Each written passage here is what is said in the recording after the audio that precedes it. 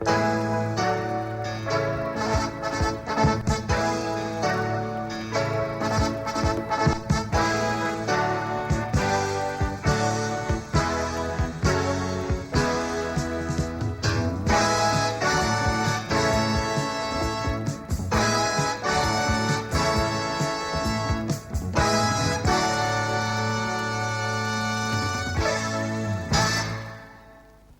evening, I'm Ron Hawkswell. Welcome to This Week in Greyhounds, a new half-hour program brought to you by Sportsplay, giving you news, views and inside information on greyhound racing in Australia. With the help of a panel of experts who you'll meet in a moment, we'll be looking at recent race meetings, previewing the main events for the next week and meeting some of the people who make news in the greyhound racing industry. Over the next few weeks, we hope to bring a wide range of interesting items, including your letters and competitions with an excellent array of prizes. Tonight, as well as looking at the form of recent winners and trying to tip a winner or two, we'll meet top owner trainer Bill Salter, his champion greyhound Regal Post, and talk with well-known Melbourne greyhound racing identity Veronica Baum. But first, let's meet my fellow panel members, Marg Wong from Tarragona. Good evening, Marg. Good evening, Ron. Thank you. And Peter Pearson from the Gold Form Guide. Thank you, Peter. How are you, Ronnie? Very good indeed. Thank you. We'll be back to have a chat with you both a little later on. But now let's have a look to see what's making news in greyhound racing this week. The Brisbane Gabba track is 15 years old this week, and birthday celebrations are well underway. Meanwhile, also in Queensland, a new track has been approved by the Queensland Board at Ayr, 100 kilometres south of Townsville in northern Queensland, with racing on a newly constructed sandy loam track due to commence in June. The club plans to hold 26 meetings a year. The retirement of Chief Steward of Greyhound Racing Control Board, Keith Smith, is now only a few weeks away, is causing considerable speculation in the Australian greyhound racing industry as potential replacements are being considered. Last October, the New South Wales Greyhound Racing Board instituted a new grading policy for all non-TAB clubs on a 6-month trial basis. This trial has now been extended by a month for interested parties to present submissions, and the board will then formulate a definite policy to cover all clubs in the state. The Adelaide Greyhound Racing Club has started forming syndicates to race greyhounds. The club purchases pups between 3 and 9 months old, and they are then given to syndicates of a minimum of 20 people who pay $2 a week towards purchase and upkeep. The purchase price is spread by the club over the first 3 months. The club also appoints a manager of the syndicate and provides a list of recommended trainers. So far, the scheme has been very successful, and 6 puppies have been sold to syndicates in the past few weeks. Syndications in harness racing and thoroughbreds has been very successful, as we all know. Let's hope it's the same for greyhound racing. High on the list of changes planned for Victorian racing in the new season is day racing at metropolitan tracks in Melbourne. The Victorian Board is about to make representation to the Victorian Government to have the Act changed to allow day meetings at Olympic Park and Sandown Park. Already, country tracks in Victoria can hold daytime meetings, and it would appear to make sense and help boost turnover if the city tracks had the same rights. At present, meetings cannot be held in Melbourne until after 7 p.m, but if the government accepts the arguments about to be presented, this could all change when the new season begins in August. That's a very, very good subject indeed, and I'd like to call on my fellow panel member now, Peter Pearson, to comment on that particular point. Peter, daytime racing, we saw one matinee meeting down at Geelong, and that proved to be an enormous success. Well, that was back in November last year, Ronnie. I think the race meeting that day was up at Donald or thereabouts, and quite wisely the greyhound industry decided to jump or seize upon this opportunity, and they conducted a very, very successful TAB meeting at Geelong. I think they raised nearly $250,000 on the TAB, and it's good to see the authorities approaching the government, because unfortunately greyhound racing doesn't have the benefits of after-race payouts, and this is something that the greyhound people went hand in hand with the harness and racing people when this was resolved quite a few years ago, and unfortunately greyhound racing has to put up with 7 o'clock closing with TABs. Yeah, that's going to be one of the main points, isn't it, Peter, the after-race payouts. Like the situation now with the gallops and also the harness racing is that people are in the TABs throughout the day, and as soon as the race is over they can collect. So, you know, it'd be a big bonus for greyhound racing if we could get to the daytime events. Well, it'll definitely stimulate turnover, and I'm quite sure it'll boost our turnover, as was evident with Geelong fixture.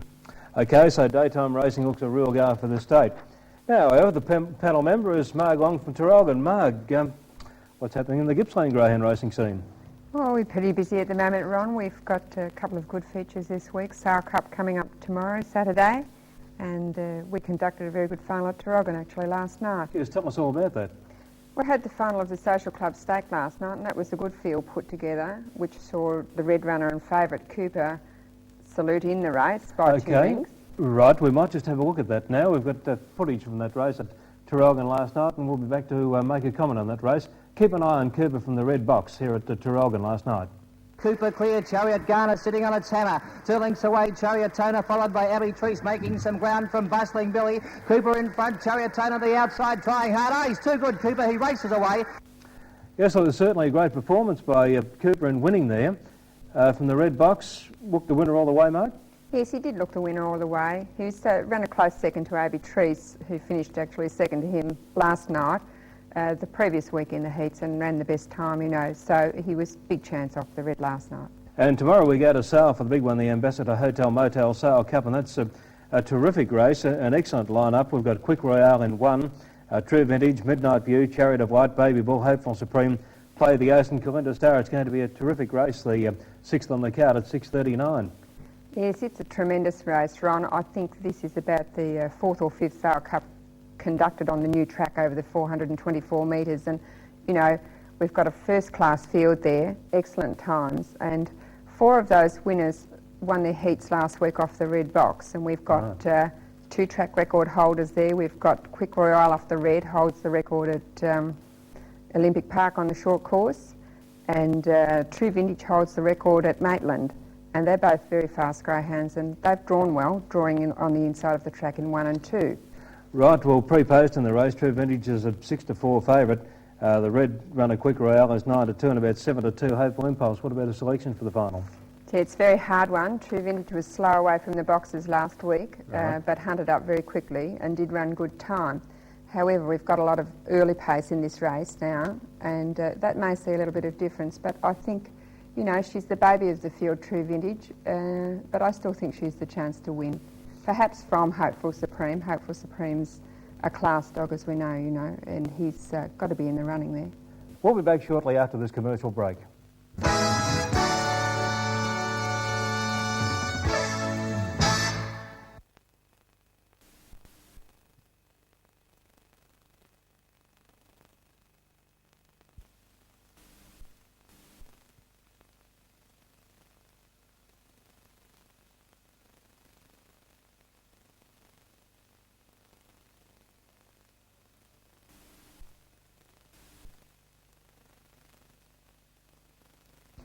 Well, it's back from the country to the city now, and March each year at Olympic Park. It's the big one, the Moomba Australian Cup.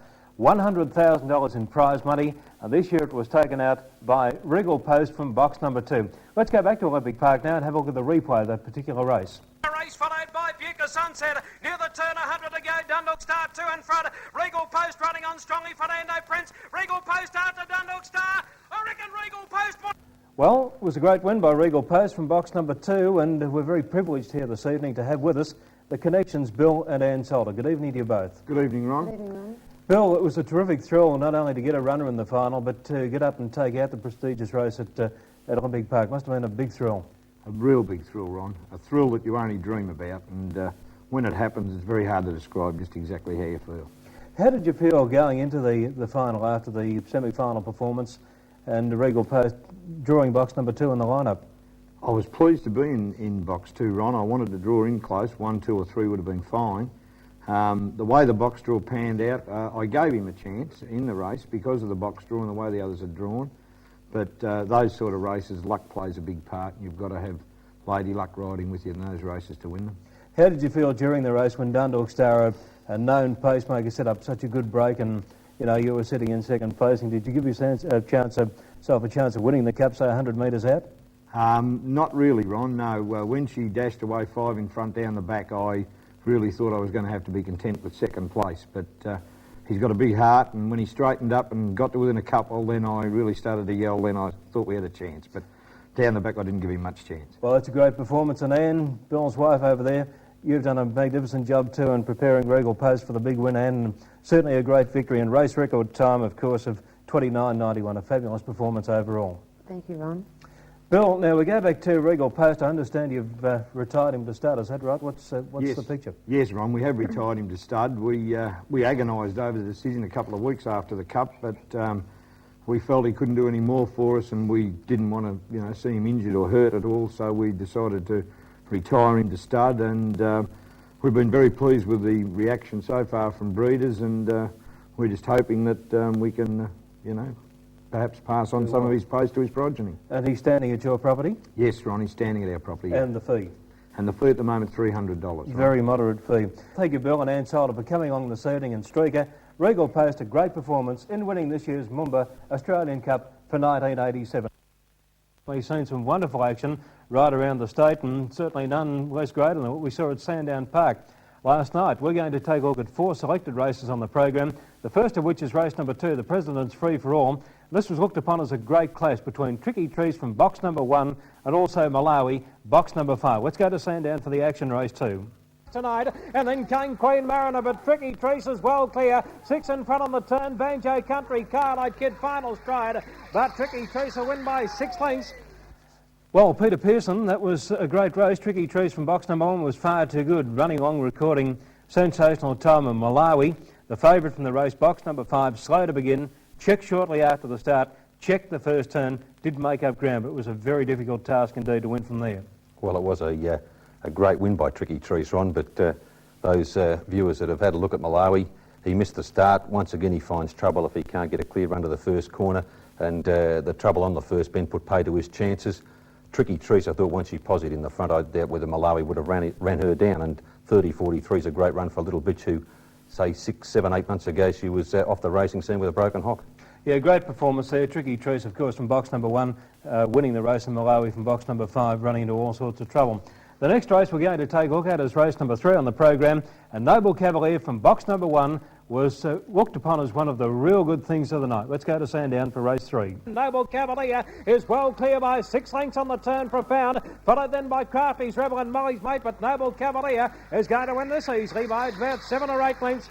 Well, Peter Pearson, Noble Cavalier from box number 1, starting a hot favourite 2-1 on, gave punters no cause for concern throughout. Just jumped straight to the front, and it's been a long while between drinks for his trainer Terry Reid. Noble Cavalier, I think he's been placed in 12 of his past 15 starts, but in those 15 starts he's only had 1 win, and those punters who wanted to lay the 2s on last night, they were braver men than me, but you and I did have a little try on the double, and thank goodness he jumped straight to the front, and there's something there for the weekend. Yes, it was never in doubt, was it? The next race we're going to take a look at is race number 5 on the program, and here High Intensity from box number 2 was a brilliant last start winner at Albury, and punters certainly rallied to the cause last night, a 2-1 favourite. Keep an eye on High Intensity from box number 2, the check. K-Roll Post and Chief Adam, but High Intensity well clear. It's about 8 lengths in front, rounding the turn from Famous Skin, Stamper Lirard, and High Intensity won by about 8 lengths in the run home. Well, High Intensity from box number 2, Peter, big raps after the Albury win, did the job in great fashion. Was a great run, Ronnie, and anyone who's conversant with sectional times at Sandown Park were amazed at what he ran for the second split. He ran 30.67, and that was evident. He ran 43.51 first up over the journey.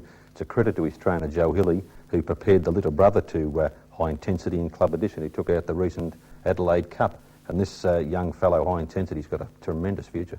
OK, so we look forward to High Intensity winning many more races. Let's go to Sandown race 6 on the card. This was a thriller.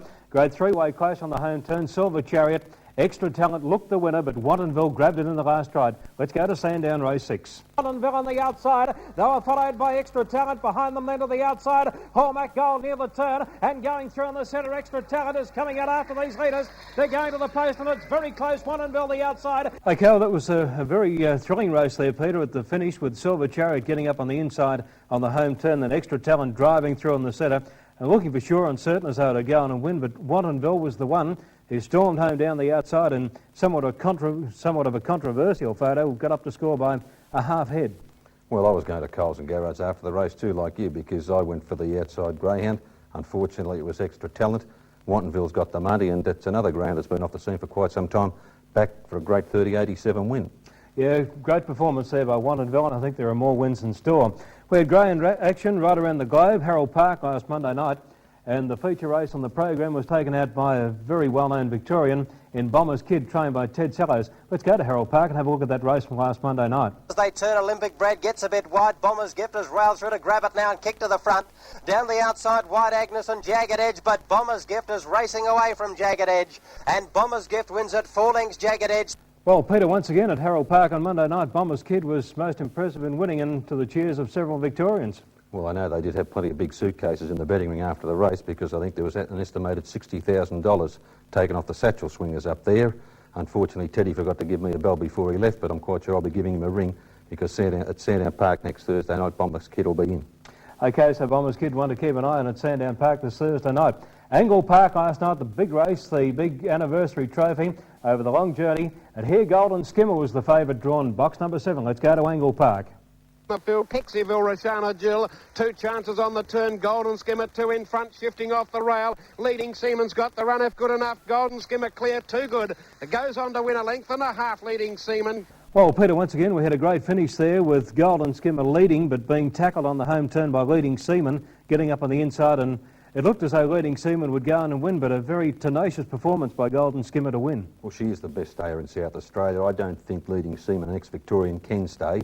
He's all right in his own class, but once he gets into that top bracket of stayers in South Australia, I think he's found wanting the last 40 metres, which was evident in that tape. And indeed, that's a great performance by Golden Skimmer. I think it's won 23 of its last 40 starts, so it's a real good money spinner for Connections. Oh, my word, but we won't see how good Golden Skimmer is until she steps across the border, will we? That's a fair comment too. Gabba racing last night, the big one was the Interstate Challenge, and here, one which was very well fancied or very well known to Victorians was Stock Agent, probably not well fancied, but well known to Victorians. But the winner was here in the race, Minerva Reef. It scored a particularly good win. Keep an eye on Minerva Reef from box number 3. Way in second, 4 then to Stock Agent and Shady City. On the turn, Hopeful Doll's in front. Here's the giant strides of Minerva Reef. He went up, he went straight past Hopeful Doll. He's too strong, Big Minerva, tonight. Well, the Gabba, Peter, the tight circuit up there in Brisbane, Minerva Reef just finished too well to win. Well, it's a locals track, and any Victorian that does happen to go up to the Gabba, they're in for a rude awakening, and any Victorian trainer that is contemplating a trip, please get up there about 2 weeks before your dog has a start, because you'll need 2 or 3 runs on the track. It's, as you mentioned, a very, very tight track, and it's more of a middle-distance greyhounds track, not our real half-milers. OK, so that was racing right around the globe from Sandown Park, also Harold Park, Angle Park and the Gabba. We've also got some great greyhound action coming up this week. We've got the Geelong Greyhound racing tonight, of course Cranbourne racing tomorrow night in Olympic Park with the big Melbourne Bitter Provincial Cup final.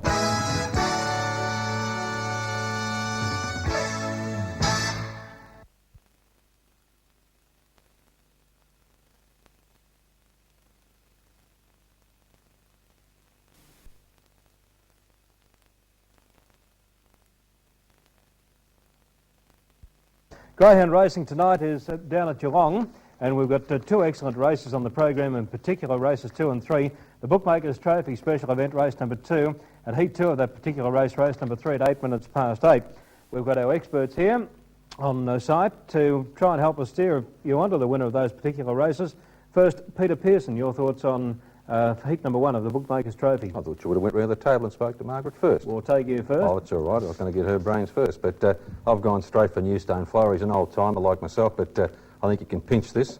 And in the second leg, the Graham Bait latest trick is a huge drop in class. He beaten its past 2 city starts, Ronnie, but latest trick does look a good thing. So it's okay, it's Newstone Flyer to win on the latest trick. Now, Marg, your thoughts on the double? Yes, well, I agree with Peter in the first leg. He's Newstone Flyer. Yes, on the old timer. He's fine dog on the track, Newstone Flyer. He's won a good few races at Geelong. The second leg, I like the pink, Slick Rumpus. I think he's a chance in the second leg.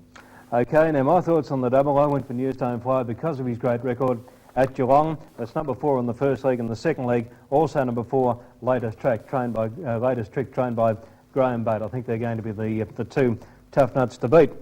The Greyhound racing wise, tomorrow night we go to Cranbourne. Of course, it's the Anzac Cup final, race number 6 on the program, set down for 9:28. We had some great racing at Cranbourne last Saturday night. Some 2 thrilling heat victories. First of all by Galaxy Spirit from box number 3 in heat 1, and then Shining Chariot scoring in heat number 2. Let's go back to Cranbourne last Saturday night and have a look at those 2 heats. Roy's Folly and Cuthbert coming off the back, and in the centre Mick de Miller joined on the outside by Galaxy Spirit. Mick de Miller, Galaxy Spirit connection running on. Galaxy Spirit's hit the lead, and Galaxy Spirit, I think, is just off the back. Shining Chariot is 4 or 5 lengths out in front of Pepperlower, Phil's Pride, Latin Melody, Mercy's Pride, but Shining Chariot is well clear, and Shining Chariot on the run home by 2.5, Phil's Pride.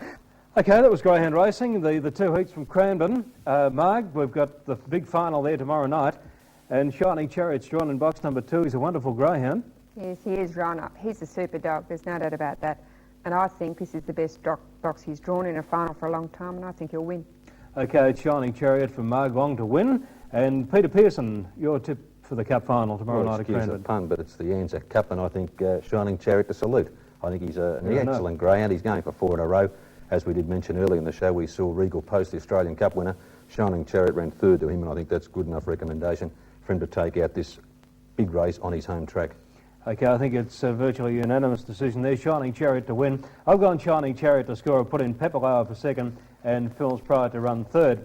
Monday night at Olympic Park, we go Greyhound Racing, and we've got the big final of the Melbourne Bitter Provincial Cup, and that's race number 7 on the program. We've seen some great action from around the states. The box draws made the race very, very interesting indeed. To try and help you sort out the winner of that particular race, let's go back to Ballarat now and take a look at the zone final, which was taken out by McWilliam Boy. Let's go back to Ballarat, April 15. Keep an eye on McWilliam Boy and also Hot Spell. Away, Copper Chief, Tricky Trees, followed by Good Time Kid, Marungi Opal, McWilliam Boy a length in front. Hot Spell on the inside, trying to pick up McWilliam Boy, but McWilliam Boy too good. Right, folks, well, we had that particular race at Ballarat. Hot Spell running 2nd and McWilliam Boy winning the race. Hot Spell starts from box number 1 on Monday night, and Hot Spell was the winner of the race last year. Now, Mark, what are your thoughts on the big final? Well, I think he's Monty to win it again, Ron. I think the dog has run under the 30-second barrier 3 times at Olympic Park, you know, and he's a very smart fellow. I think off the red, he's home again. Okay, so it's Hot Spell to win. Peter Pearson, your I've thoughts? gone for the Ashley Osborne trained Hot Spell. I think any greyhound that can run 29.91 at Olympic Park, he's still broken 26 seconds at Ballarat, and with the added advantage of the Red Alley Ronnie, I think Hot Spell will go straight to the front, and that's it. Well, I think the Quinella almost as good a thing as Hot Spell winning. I think Kid Eutha will run 2nd. I think Hot Spell to beat Kid Eutha. So it's 1 Hot Spell to beat number 7 Kid Eutha in the big race at Olympic Park on Monday night. We certainly look forward to that race. Very rich in prize money. It's been a great series right around the state. Well, Henry Murray's also in that race too, and he's a fantastic draw card on the country circuit. I think he's won 35 races from memory. Yes, he's very, very good indeed, isn't he? Okay, so we'll look forward to all that great greyhound action coming up in the near future. Here in the studio, we've been joined by one of Greyhound Racing's best-known personalities, Veronica Baum. Veronica has been associated with Greyhound Racing for many years, both as an owner-trainer and more recently as past secretary and current committee member of the Greyhound Owners, Trainers and Breeders Association and a current member of the Greyhound Racing Control Board. Welcome, Veronica. Thanks very much, Ron. It's a pleasure to be here. Great to have you along, Veronica. Now, your particular role is what you've been doing over the past years. I've got a couple of questions that I'd like to ask you. The general state of the greyhound industry at this particular time. I think, Ron, we would have to concede that the industry has been going through a lean period over the last few years, but at the same time I'm happy to report that looking at the figures at the board recently, there is an increase in turnover and an increase in the participants. On our registrations have gone up this year, and hopefully 87, 88 will bring bigger and brighter things for the industry. Well, it seems great news. Now, one of the new innovations has been the advent of the telephone nominations. Now, this seems to be rolling along quite well at the moment. Well, obviously the owners and trainers are appreciating the introduction of the phone nominations, Ron, because at this time the board is accepting 70% of nominations throughout Victoria, so I think that alone speaks for itself. Okay, now we go into one of the contentious issues, which was the Fast Bucks campaign. Now, a lot of people disagreed with it, but from the board's point of view, was it a success or is it a success? Well, I think looking at the figures at the moment, Ron, Sandown Park, perhaps we could quote their figures. They've had an increase of over 500 persons through the gates over the last couple of weeks. Whether we can put it down to the Fast Bucks campaign is another thing. But and I think also the distribution figures, I think it's so pleasing to see an increase in them. since the Fastbacks campaign, and perhaps it could be an indication that the program is working. And I think in June the agency is going to be able to give us figures to substantiate whether the campaign is working for us, and hopefully it is. Well, the advertising campaign that's being screened on TV at the moment, it just shows how exciting greyhound racing is. Indeed it does. Right, now we go to the GOTBA part of the industry, which you've been associated with. Now, we've just had a new roll-up of members, etc. Now, tell us all about that. Yes, Ron, well, we had our annual meeting back in March and a new committee was elected, and I'm happy to say that Alan Evans was elected as our secretary, and hopefully that the new committee will get together and increase our membership, and things are looking pretty bright, I think, throughout the industry and for the GOTBA itself. Well, that's what it's all pointed at, the owner, trainer and breeder, isn't it, That's to right. make things better for them. Indeed, Ron. Well, thanks for your time here this evening, Veronica. It's been great to have you, because you certainly are a greyhound person through and through. Love it, Ron. And it was great to have you here tonight on our new show. Thank you very much indeed, Veronica Ball. And that just about closes this segment. It's time now for a commercial break.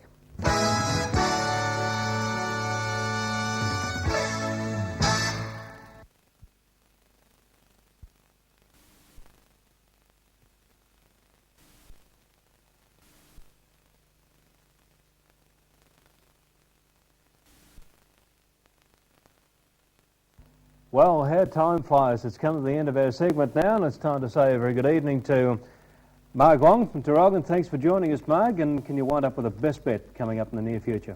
Yes, I've got to go for Shining Chariot, Ron. He's in that Anzac Cup at Cranbourne tomorrow night, and I think he's home. Okay, Shining Chariot now from Peter Pearson, the Gold Form Guide. Your thoughts? Well, I'm a big rap for hurdle racing, Ronnie, and tomorrow night, I should say at Olympic Park on Monday night, I think Ashburner looks a special. He's the co-holder of both city track records over the obstacles, and I think he'll win. Okay, Ashburner from Peter Pearson. My best bet is Hot Spell to win the big one, the Melbourne Bitter Provincial Cup final. And, of course, it's good night to our special guests, Bill and Ann Salter and Veronica Ball. And not forgetting Regal Post. We look forward to bringing you more greyhound racing news next week on This Week in Greyhounds. Thank you for joining us. Good luck, good punting, and I'll see you at the Greyhounds somewhere throughout the week.